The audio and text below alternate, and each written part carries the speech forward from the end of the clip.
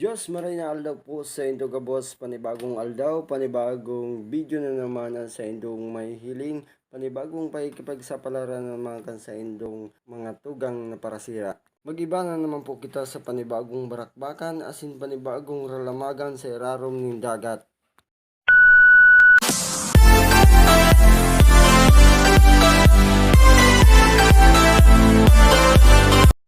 Uy, na nga po kita nagdadangadang sa satuyang sagkad na kung saan po dyan po kita madakop ng mga pusit asin isda. Asin man lain-lain na laman dagat, basta lumaog siya dyan sa satuyang sagkad, siguradong madadakop ta sinda.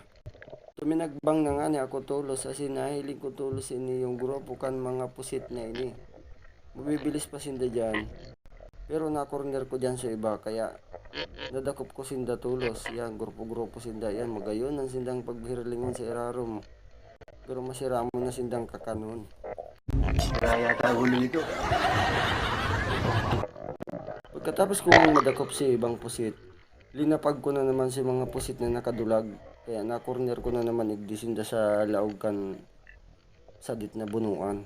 Uya na, may hilig na nindo dyan. Ayan na, para sirik pa ako na sinda dyan. Galing ah. Naman po sa paghambog mga kapadimen, basic na lang sa ko ang pagdakop ng mga arog kaning pusit. Hindi totoo yan. Bola lang yan. Kung di po kamo nagtutubo, di panuudo na lang po nindo ini.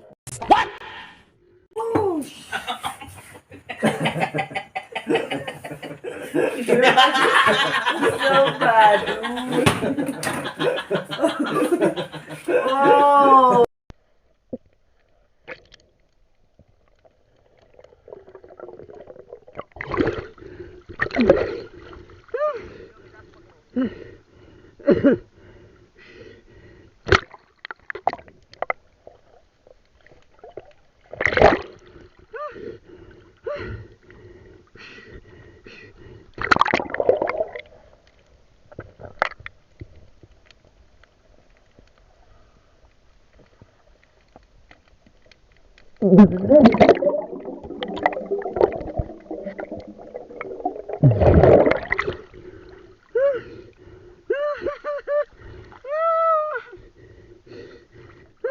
Paglipat may nga ni sa ikaduwang sagkad, si Duwa na naman ang inat na naglukso.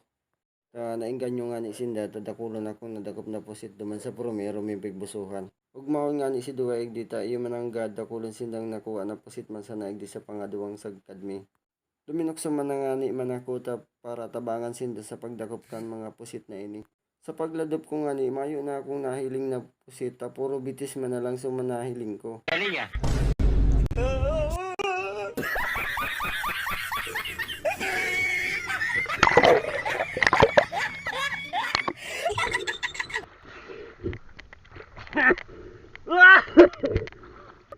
Hindi nga ni sa part na ini, nakadagop igdi si Tupac ning halapad na sira. Ito palad kung apo din digdi sa Bicol o mas bistado na tampal poki.